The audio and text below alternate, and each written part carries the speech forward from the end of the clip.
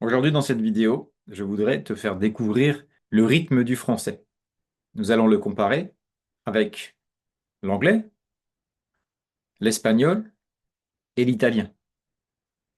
Et puis à la fin de cette vidéo, tu comprendras pourquoi, quand on parle français, il vaut mieux apprendre à parler en glissant, plutôt que de parler comme ça, comme si on était sur un trampoline.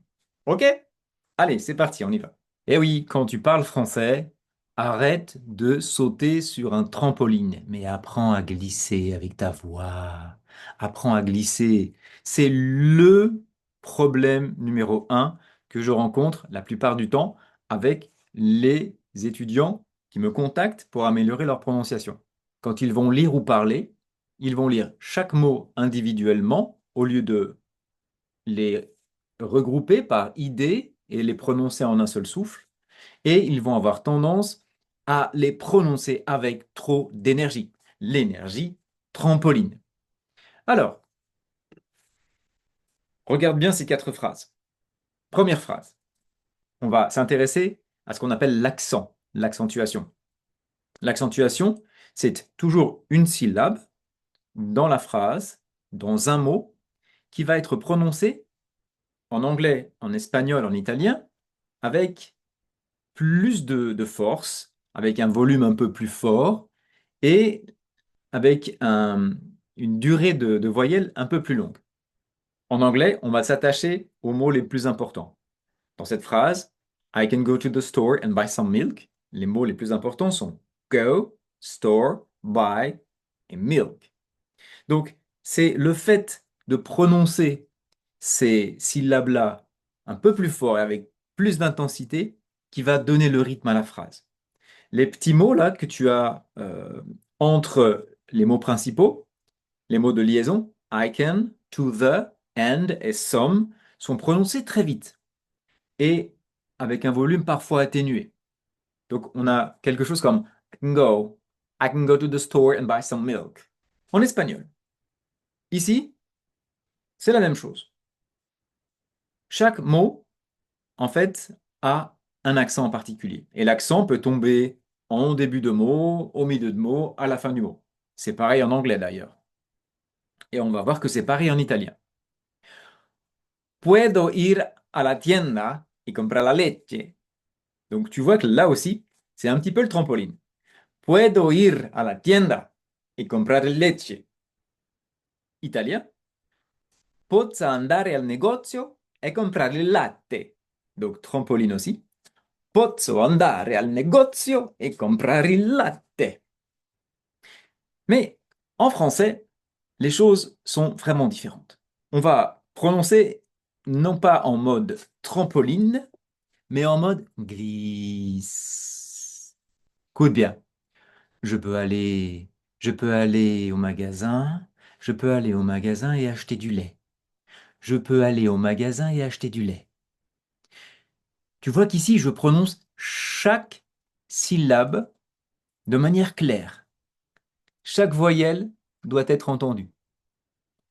Je peux aller au magasin et acheter du lait. Si je prononce la phrase en anglais, en espagnol et en italien avec ce côté qui glisse, tu vas retrouver l'accent français. I can go to the store and buy some milk. Puedo ir a la tienda e comprar leche. Posso andare al negozio e comprare il latte. En français, contrairement à l'anglais, on prononce I can go to the store and buy some milk. En espagnol aussi, on se focalise sur les mots. Puedo ir a la tienda y comprare leche. En italien, on se focalise aussi sur les mots.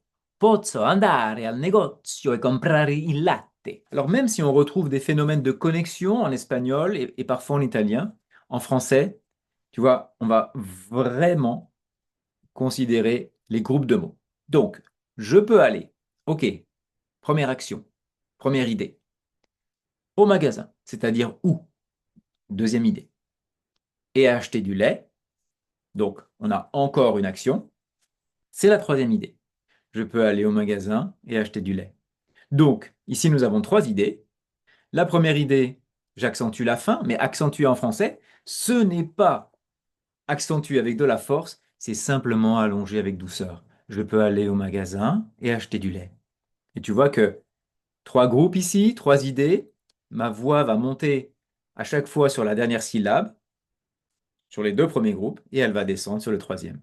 Je peux aller au magasin pour acheter du lait. Je peux aller au magasin et acheter du lait, pardon. Alors, regarde, on va bien retrouver ce phénomène-là. Tu vois qu'en anglais, c'est plutôt mode trampoline. En espagnol aussi, et en italien aussi. Alors qu'en français, c'est plutôt je peux aller au magasin et acheter du lait. Voilà, je ne sais pas quel est ton sport de glisse préféré ou l'instrument de musique, tu vois, qui te donne cette impression de glisser, mais c'est ça que tu dois vraiment ajouter dans ta voix quand tu parles. Tu vois qu'en anglais, hein, on est là. I can go to the store and buy some milk. C'est un petit peu les montagnes russes. Puedo ir a la tienda e comprare leche. Posso andare al negozio e comprare il latte. Mais en français, on n'a pas ça. Sinon, ça sonnerait comme ça. Je peux aller au magasin et acheter du lait. Mais pas du tout, ça ne marche pas. Je peux aller au magasin et acheter du lait. Je peux aller au magasin et acheter du lait. OK? Donc, ça, c'est le problème numéro un des étudiants qui me contactent pour améliorer leur prononciation. Vous devez vraiment prendre conscience de cela, sinon vous allez en fait transposer votre, le rythme de votre langue maternelle dans le français. Et au lieu de dire je peux aller au magasin acheter du lait, vous risquez de dire je peux aller au magasin et acheter du lait. Alors maintenant, on travaille ensemble. Vous allez répéter avec moi. On va glisser sur deux syllabes. On glisse. Salut. Bonjour. Attention, je n'ai pas dit bonjour, bonjour. Non, juste bonjour. Bien. Coucou. D'accord. Pourquoi? Bien.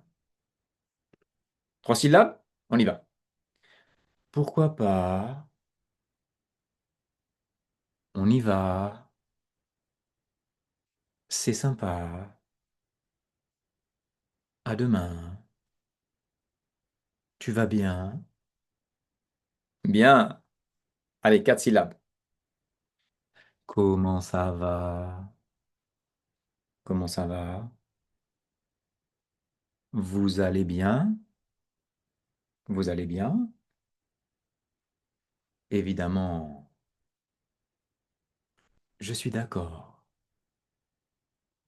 À mon avis, bien. Et quand tu vas parler avec tes amis, quand tu vas parler avec ton prof, etc., pense à glisser. Bonjour.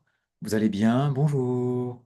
Exagère, exagère. Glisse, glisse et glisse encore. Cinq syllabes. Comment allez-vous? Ça va commencer. On verra demain. Si ça bloque, d'accord? S'il y a un obstacle, si tu dis on verra demain, c'est que tu mets trop de force. Trop de force. Ok, imagine, on enlève la vibration des cordes vocales. On va murmurer. On verra demain. Est-ce que ça passe quand tu fais ça?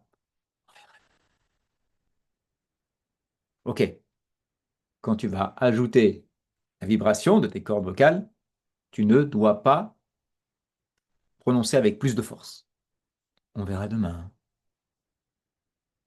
Je peux vous aider?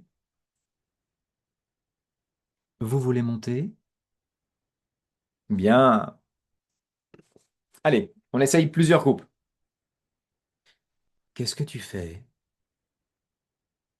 demain matin? Bien, maintenant on les enchaîne. Qu'est-ce que tu fais demain matin? Un seul souffle, ça glisse. Qu'est-ce que tu fais demain matin? On peut revenir sur le sujet? Alors ici, on peut revenir. On peut revenir. Très doux, il faut que ce soit à l'avant de ta bouche, très doux, comme un murmure. On peut revenir sur le sujet. On peut revenir. Très lentement. On peut revenir sur le sujet. On peut revenir sur le sujet. On peut revenir sur le sujet. Bien. J'espère que cette vidéo t'aura appris aujourd'hui que si tu veux sonner davantage français, tu dois glisser. Tu dois glisser beaucoup plus et tu dois faire moins de trampoline. Si tu fais trop de trampoline, tu diras quelque chose comme Salut, ça va? Oui, bonjour. Je m'appelle Henri et j'habite à Paris. Je suis très heureux de faire ta connaissance. Mais si tu glisses, ça fera Bonjour, je m'appelle Henri. Je suis très heureux de faire ta connaissance. OK? Bon, super. Si tu veux aller plus loin et améliorer ta prononciation avec moi, tu as un lien dans la description, tu me contactes, on a un petit rendez-vous de 30 minutes ensemble, on voit quelles sont tes difficultés et puis on voit si on peut travailler ensemble. Je te souhaite une très belle journée. Si tu as des questions, tu les laisses sous la vidéo. Je te dis à très très bientôt.